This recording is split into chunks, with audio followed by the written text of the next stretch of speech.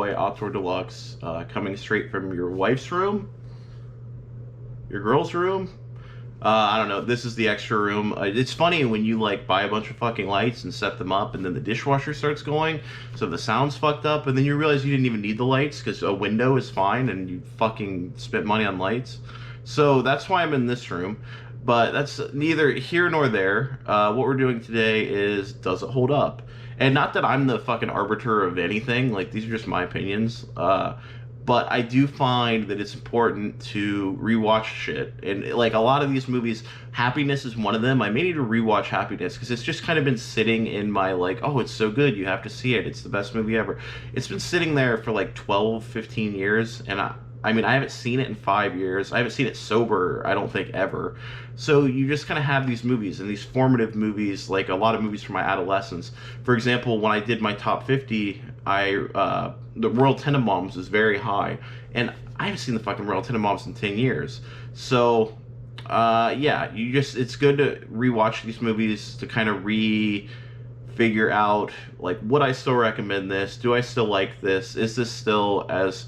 I mean, meaningful and like beautiful and those kind of things, those are all subjective, but like, is it still good? I guess that's subjective too. But you know what I fucking mean. I want to see if these still hold up. So why am I doing Gummo? Well, I haven't seen it in like 15 years, and it's one of those movies that came up a lot when I was a kid. Also, I'm reading the Harmony Korine interview book that came out a couple years ago. I'm reading that right now. And it's just, obviously, it's a book of his interviews, but they're from the time that Gummo came out, from the time that Kids came out. And just over and over, their journalists are like trying to describe this movie, and they're floundering, trying to describe it. And he doesn't really feel it's his job to sit there and defend it. So if you've ever seen an interview with Harmony Korine, he kind of goes off script either way, and that's why I got the book. It's interesting. He's funny. But yeah, all these journalists are kind of scrambling to describe Gummo. And I'm like, well, how do you really describe this movie? Because I hadn't seen it in like 15 years. And growing up, when I was a kid, it was definitely one of those formative movies, not necessarily for me. I probably heard about it for like 5 or 6 years before I finally saw it. I think I was like 19 when I saw it. But it's one of those movies, like, I was big into like seeing the fucked up movies, like the Requiem for a Dream or like 13, Kids, Bully. For whatever reason, Gummo kind of evaded me. I think I saw actually that part in Belly where they're watching Gummo, and I was like, what the fuck is this shit? Just much like they are in that scene. What the fuck is this, huh? You can kiss my ass. I had to find him. Fucking run it. Kill his ass. What you watching in your house, man? Shit is bugged out. Like, what the fuck is this? So I didn't see it till I was like 19.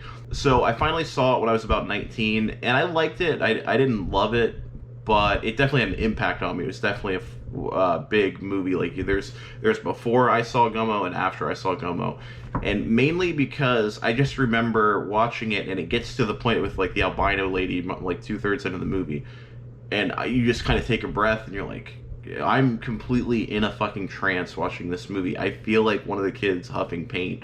Like, I'm in this world. I'm completely encompassed in this world. I'm completely immersed in this world. Like, I've never seen a film do that before. And it's not a narrative film, clearly. So it's just, it's a very strange experience to just like, whoa. Like, he got me hook, line, and sinker. Like, I'm being manipulated by this director without a narrative. And I've had that experience like with ambient music or like noise records where like I quit drinking, so anything that'll make me feel almost drunk I'll do. But yeah, you listen to that stuff and you like with your eyes closed with headphones on, you could really zone the fuck out. But I'd never seen a movie do that, and that's one of the big takeaways when I was 19 is good, bad, indifferent.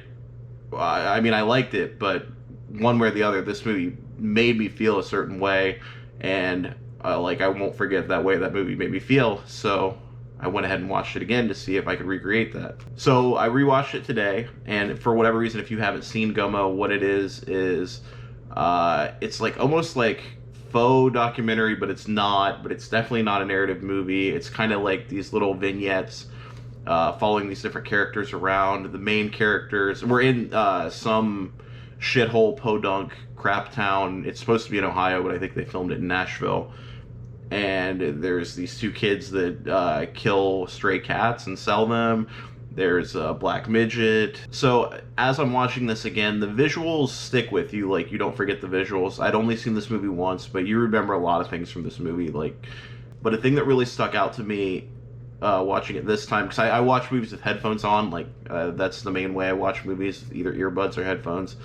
And this movie is like sonically is an assault. Like, between that whispery, weird narration and just the choice of music, I love the soundtrack. At one point toward the beginning of the movie, there's a song like playing on the soundtrack of the movie. Then it cuts to like the characters singing it like into an answering machine. It's really weird. And there's like lawnmower noises for no apparent reason. But anyway, this movie's like a sonic assault, and I knew the visuals were going to hit me the way that they do every time you watch this movie, but I wasn't expecting the sound to do that much, but it really does. The sound does a lot of the legwork as far as this movie kind of putting you in a trance. And the other thing I noticed is that there's a lot of non-actors in the movie, and while reading the Harmony Korine interview book, a lot of the interviews are him. Are you exploiting these people? Are you exploiting? There's a mentally retarded woman. There's a black midget. There's a scene with deaf people arguing in sign language, and I don't feel that he was exploiting them. I think they're part of his world, and if you buy into his world, it doesn't seem exploitative. There's no point where you're really laughing at them.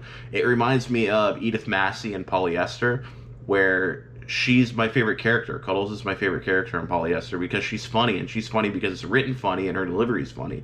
We're not laughing at her because I don't know what's wrong with Edith Massey. We're not laughing at her because she's a slow adult.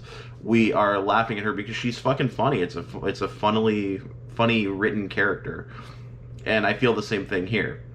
None of it's really exploitative. When the deaf people are arguing in sign language, it just happens to be in the bowling alley that Chloe Sevigny's character is in. So yeah, when you buy into his world, and I do think Howard Stern has a lot to do with me being like cool with all this. Like, Beetlejuice is one of the coolest people I can think of. Hank the Angry Dwarf, like, the way, I mean, he's definitely exploitative in certain aspects, but the way, after you see them 100 times in the Howard Stern show, then they're just people. Like, oh, there's Hank, there's Beetlejuice, there's Wendy, there's any of the Whack Packers, there's Gary the Conqueror. You get used to seeing these people, and in a weird way, it kind of demystifies them, and it's like, you just treat them like a fucking person. You don't sit there and pat them on the head like Kathy Griffin, and you just treat people like people, and I think that's what he's doing here. Also, a lot of the scenes with the non-actors, like specifically those dudes with the shaved heads, it feels kind of scary. And you read in the book, Harmony Korine talks about, like, there are no such things as mistakes, and keep filming, do not cut ever. And a lot of those mistakes make it in the film, and you can tell that scene with the hillbillies having the party and they're like beating the shit out of a chair, or like those two shaved head guys, and you get something from your actors that way. You get something that feels real. It's kind of like when you watch a Haneke movie, when you watch Benny's Video and you see that pig get domed, and I think that really is real, but you see the pig get domed, or there's many other scenes in Haneke's movies, like the 72 Fragments film, where it just goes into a shooting.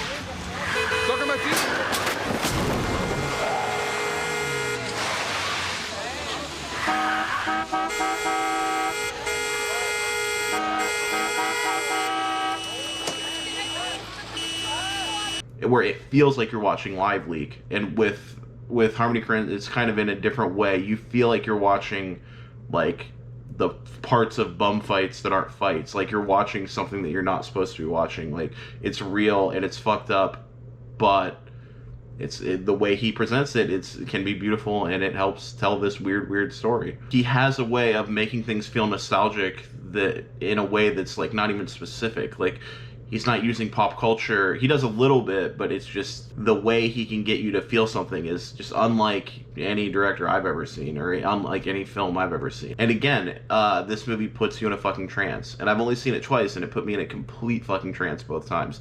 It puts you in a weird funk that doesn't go away for a week. And in 2020, when I'm not sure if I'm really feeling anything, I appreciate that. So, in conclusion, I would say Gummo does hold up. I gave it probably 4 stars back in the day. I'd probably give it 4 or 4.5 now. Yeah, it's just, if you buy into his world and you are game, you're gonna really enjoy this movie. If you're not game to go into Harmony Korine's world and watch a non-narrative film, you're not gonna enjoy this. But if you are, it's a really fun movie, a really enjoyable movie, and I don't feel like it's exploitative, and I don't feel like it's shock value. I feel like it really taps into something, and I appreciate that. So if you like this video, follow me on Instagram at Ultra Deluxe, Twitter at Ultra Deluxe, or on Letterboxd. My name's at Ultra Deluxe. It's not at Ultra Deluxe. My name's Ultra Deluxe, but it's at Ween, Ween. Thank you and good night.